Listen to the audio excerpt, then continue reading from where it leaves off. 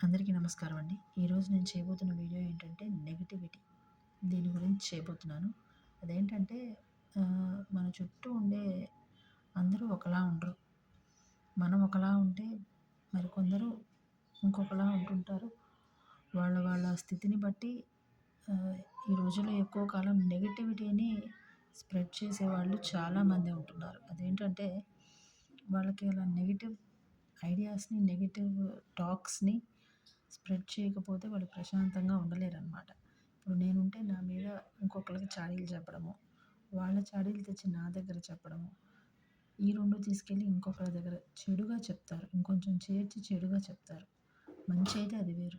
కానీ చెడుగా చెప్పడం అనేది ఒక అలవాటుగా ఆహ్, అలా ఇంకొకళ్ళకి చాడీలు చెప్పడము, చెడ్డగా దాని గురించి చిత్రీకరించడం అలాంటి పనులు చేస్తారనమాట. ఇలాంటి వాళ్ళని ఉదాహరణగా ఎలా చెప్పుకోవచ్చు అంటే ఏదైనా ఒక తెల్ల కాగితం ఇస్తే, ఆ తెల్ల కాగితంలో వాళ్ళకి ఏదైనా నల్ల మచ్చ ఉంటే పూర్తి తెల్ల కాగితం కనిపించదు. ఆ నల్ల కాగితం, నల్ల చుక్క మాత్రమే కనిపిస్తుంది.